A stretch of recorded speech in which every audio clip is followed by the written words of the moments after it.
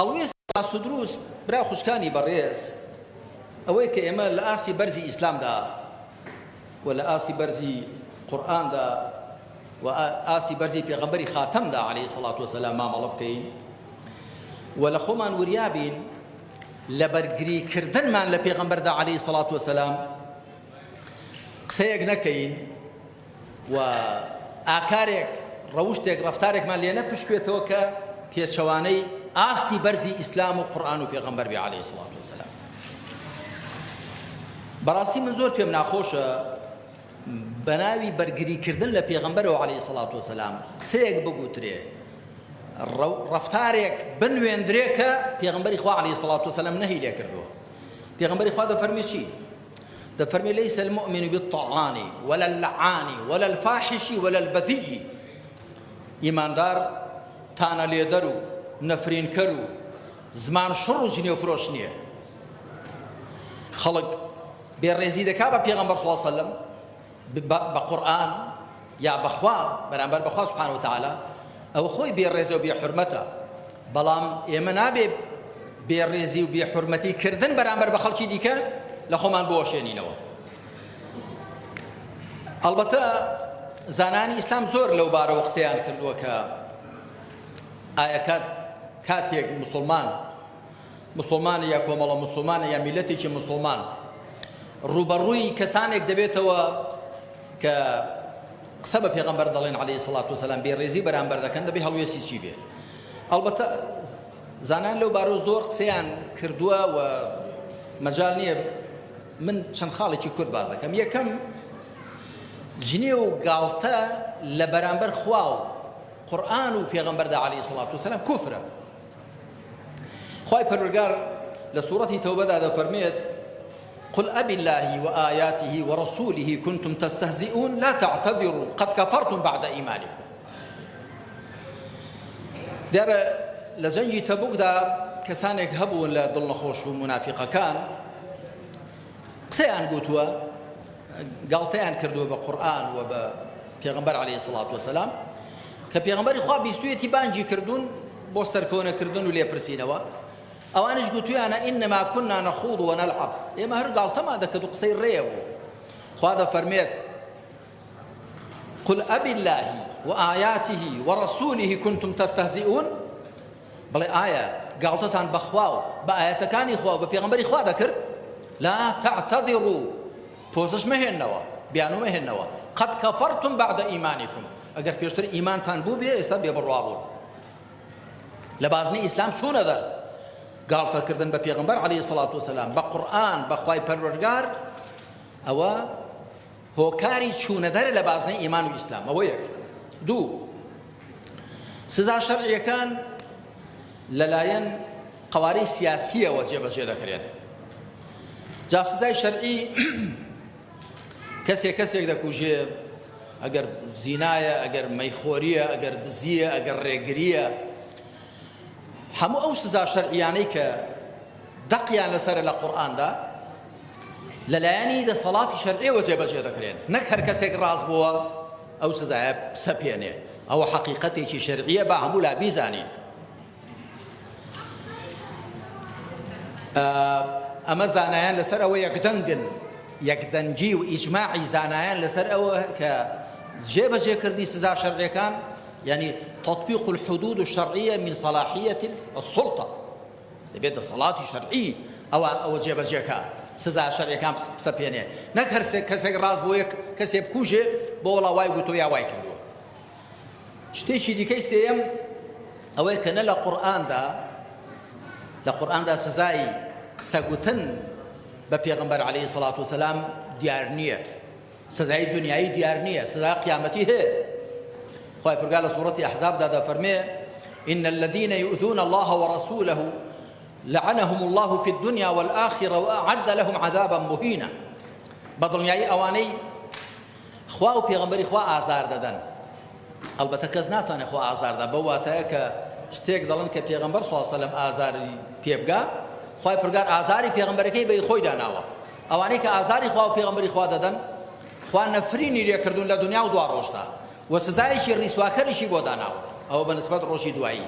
بەڵام لە دنیادا سزایەکی شەرعی دیاریکراومان نییە بۆ کەسێک کە قسەیەکی ناشیرین بەرامبەر بە پێغەمبەری خاتەم دەکا عەلەیهی سەڵات وەسەلام.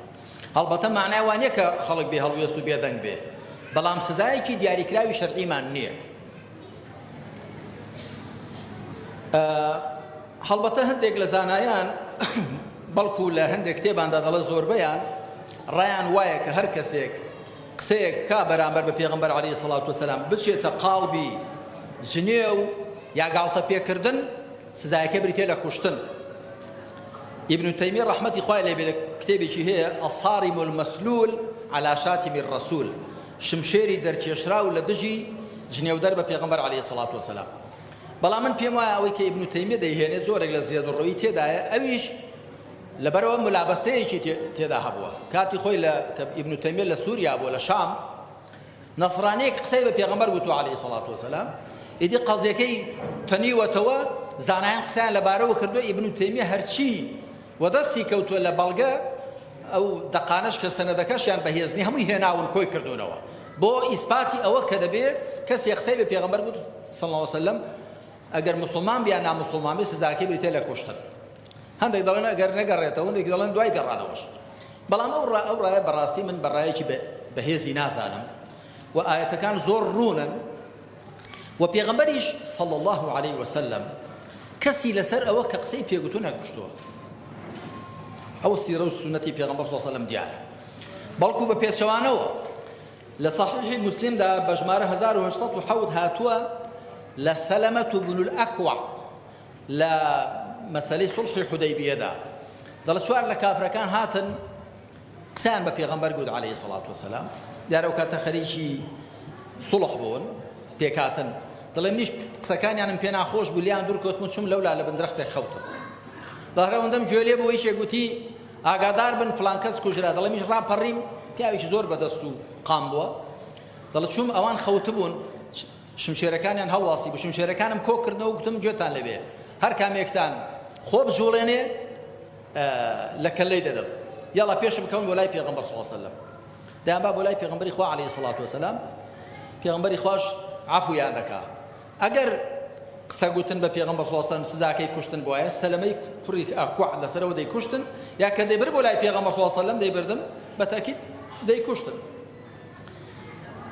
زانایکی ناوداری ئێمە بەناوی بەدرەدین العەینی، خاوەنی عومدەة القاری على صحیح البخاری،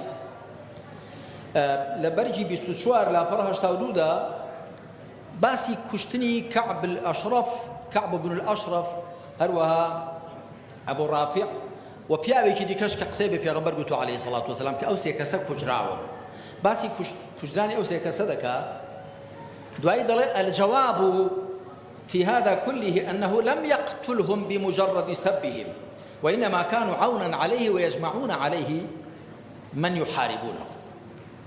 دەڵێ پێغەمبەر صلی الله علیه وسلم ئەو سێ کەسەی کە کوشتوون تەنیا لەبەرەوە نەیکوشتون کە قسەیان بە پێغەمبەر گوتووە صلی الله عليه وسلم، بەڵکو لەبەرەوە کە دژایەتیان کرد و سەنگەریان لێگرتووە. بەهەرحاڵ ئەگەر ئەو ڕایەش هەڵبژێردرێت کە ئیبن تەیمیە و هەندێک لە زانایان گوتویانە کە گوتویانە یەکدەنجی زانایانی لەسەرە، بەڵام ئەوەش ڕاست نییە، بە بەڵگەی ئەوە کە هەر ئیبن تەیمیە بۆ خۆی لە کتێبەکەی خۆیدا الصارم المەسلول على شاتم الرسول لە لاپەڕە سێدا و لە لاپەڕە دەدا هێناوێتی. دەڵێ ئەبوو حەنیفە و هاوڵانی گوتویانە خاوەن کتێبەکان لەسەر قسە گوتن بە پێغەمبەر صلی الله علیه وسلم ناکوژرێن و ئەوە قسە گوتنیان بە پێغەمبەر صلی الله علیه وسلم ناکاتە ئەوەی پەیمانیان هەڵوەشاندوێتەوە. بۆ دەڵێ چونکە وەنێ بۆ خۆشیان مشریک و کافرن و عیسا دەپەرستن و کەواتە ئەوەی کە لەسەرینی گەورەترە لە قسە گوتن بە پێغەمبەر صلی الله علیه وسلم، کەواتە یەکدەنجی لەسەر ئەوە نییە. بەڵام بەڕای ئەوانش کە دەڵێن دەبێت هەر کەسێک قسەی بە پێغەمبەر گوت عەلەیهی سەڵات وسەلام بۆ کوژرێ، ئێمە موسڵمانین، دەبێت پابەند بین بە ئیسلامە، دەبێت بزانین کە ئەو حکمە شەرعیە دەسەڵاتی شەرعی جێبەجێ دەکا، نەکەر کەسێک ڕاز بۆ بێتە پاشا گەردانی. کە لەگەڵەوەشدا من پێم وایە پێغەمبەری خوا صلی الله علیه وسلم و ڕوحمان فیدای بێ زۆر لەوە بە سەماحەتتر بووە لەسەرەوەی کە کەسێک نەفامیشی بەرامبەر دەکا بیکوژێ. ئەی پێغەمبەر صلی الله علیه وسلم و نەخوا بەو ئاەتانە پەروەردەی کردووە لە سوورەتی فورقاندا وعباد الرحمن الذين يمشون على الأرض هونا وإذا خاطبهم الجاهلون قالوا سلاما. پێغەمبەر صلی الله علیه وسلم کە نەفامی قسەی لەگەڵدا کرد وتی سەلام. ئەو کابرایە کە گوتی ئەی محەممەد ئیعدل دادگەر بە تۆ دادگەر نەبووی، ئاوڕی لێدایە و فەرمووی ئەگەر من دادگەر نەبم کێ دادگەر دەبێت؟ هیچێک لە هاوڵام وتی بیکوژم وتی نە لێیگەڕێ. یعنی پێغەمبەر عەلەیهی سەڵات وسەلام لەسەر قسە گوتر بەخۆی خەڵکی نەکوشتووە. و باسی ئیبن خەتەڵ دەکرێت. ئیبن خەتەڵ کە پێغەمبەر عەلەیهی سەڵات وسەلام فەرمووی ئەگەر بینیتان خۆی بە پەردەی کەعبەش هەڵاوەسی بوو بیکوژن و کوشتیشیان، بەڵام ئەوە لەبەر ئەوە بووە کە خوێن قەرزدار بووە. ئیبن خەتەڵ کاتێک مسلمان بوو پێغەمبەر صلی الله علیه وسلم نەفەرێکی لەگەڵ نارد خزمەتی دەکرد. ڕۆژێ پێی گوتی تا من سەرخەوێک دەشێنم تا هەڵدەستم ئەو حیوانم بۆ ببرژێنە. ئەویش هەڵسا حیوانەکەی نەبرژاند بوو، یەکسەر کوشتی و دوایش هەڵگەڕایەوە و دوای مەڕ و سەدەقەی مسلمانانیشی برد و دوایش قسەشی دەگوتن بە ئیسلام مسلمانان. جا لەسەر قسەکان نەبوو لە ڕاستیدا خوێن قەرزدار بوو. بە هەر حاڵ وەکو گوتم ئەگەر بە پێی ئەو ڕایە توندەش مامەڵە بکرێ لەگەڵ کەسانێک کە قسە بە پێغەمبەر صلی الله علیه وسلم کە حکمەکەی کوشتنە، ئەوە دەبێت دەسەڵاتی شەرعی پێی هەڵسێ، نەکەر کەسێک ڕاست بوو.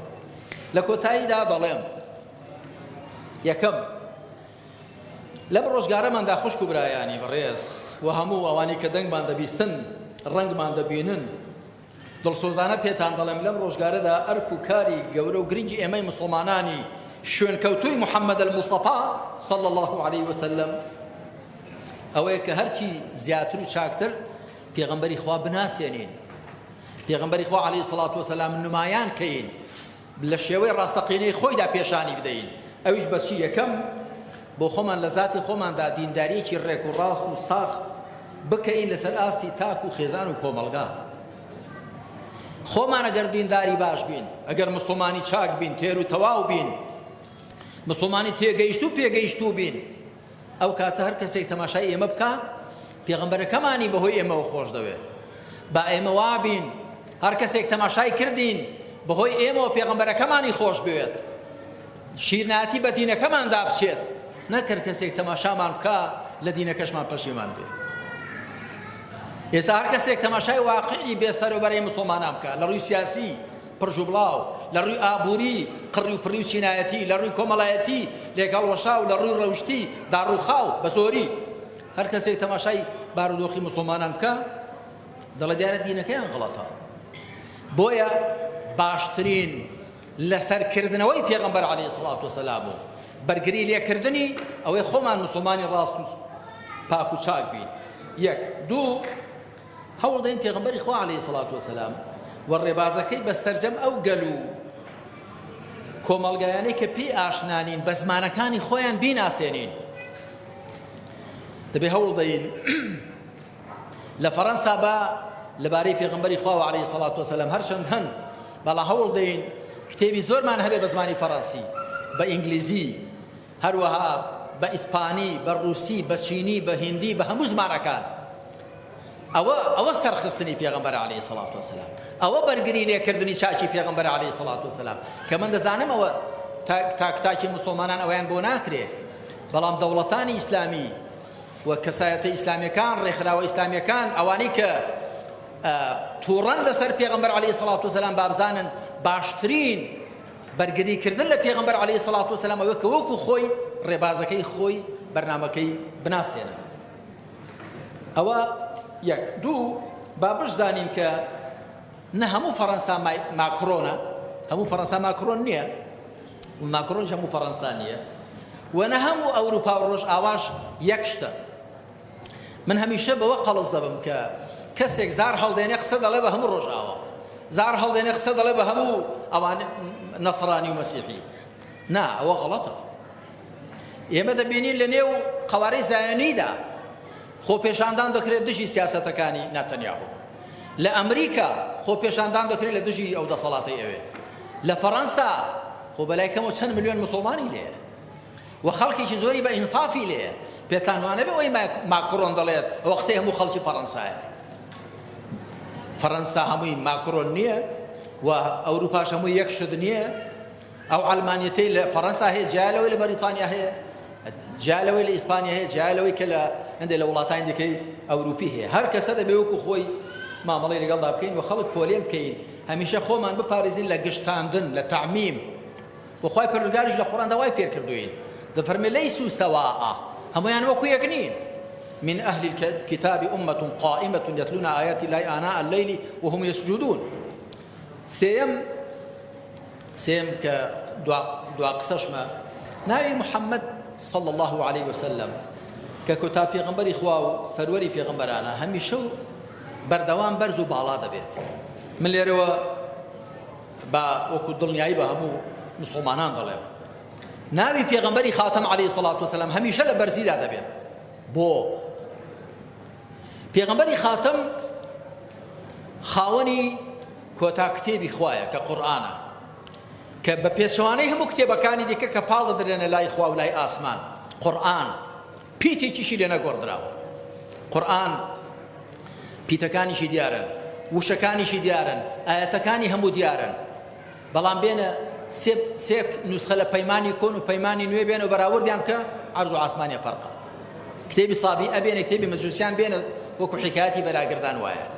محەممەد خاوەنی دوا کتێبی خوایە. یەک دوو، خوای پەروەردگار بەڵێنی پێدا وەڕەفەعنا لەکە ذیکڕەک، ئێمە ناو و ناوبانگی تۆمان بەرز کردەوە. لەو کاتەوە کە خوا ڕایگەیاندووە ناوی پێغەمبەر عەلەیهی السەڵات وەسەلام هەر لە بەرزیدایە. تەماشا بکەن لە هەر شوێنێک چوار مسڵمانی لێبن، لە هەموو بانگ و قامەتێکدا ناوی محەممەد لەگەڵ ناوی خوای پەروەردگاردا دەهێنرێ، لە هەموو بانگەکاندا، لە هەموو کوڕەی زەوی، لە هەموو گۆی زەویدا ناوی پێغەمبەر عەلەیهی السەڵات وەسەلام لە بانگ و قامەتەکاندا بەرز دەکرێتەوە. کەواتە ئەوەی گرنگە ئەوەیە ئێمە خاڵ بۆ پێغەمبەری خاتەم تۆمارکەین و ببینە هۆکاری هەرچی زیاتر ڕاست ناسێندرانی پێغەمبەر عەلەیهی السەڵات وەسەلام و جوان پێشاندرانی خۆی و بەرنامە و ڕێبازەکەی.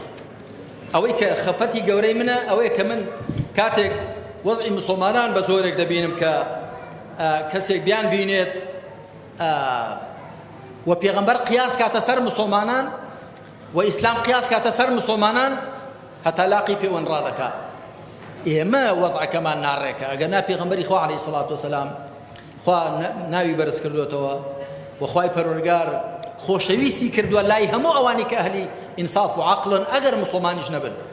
مایکل هارز زانایەکی ئەوروپیە ناوی 100 نەفەری هێناوە لە مێژووی مرۆڤایەتیدا کە گەورەترین کاریگەریان هەبوو لەسەر مرۆڤایەتی، ناوی پێغەمبەری خاتەمی لە پێش هەموویانەوە داناوە. بۆ خۆی نەسڕانیە مەسیحیە دەڵێ ڕەنگە گەلەیەم لێ بکەن، بەڵام بڵێم چی محەممەد گەورەترین کاریگەری لە مێژووی مرۆڤایەتیدا هەبوو لەسەر بەشەریەت، گەورەترین کاریگەری چاکی هەبووە. خوا بە لوتف و کەڕەمی خۆی ئەوانە کە سەریان لێ شێوە خوا هیدایەتیان بدا وخوا یارمەتیماندا ئەمەش چاک شوێن پێغەمبەری خاتەم کەوین عەلەیهی السەڵات وەسەلام و بەرگری لێ بکەین، بەڵام بەرگریکردنەکەشمان بە ڕەوشتی ئیسلامیانە و بە ئەدەبی بەرز و بە شێوەیەک بێت کە لەگەڵ پایە و شەئنی بەرزی پێغەمبەری خوادا عەلەیهی السەڵات وەسەلام بگونجێ. لێردا کۆتایی بە قسەکانم دێنێ وصلى الله على محمد وعلى آله وصحبه أجمعين والحمد لله رب العالمين.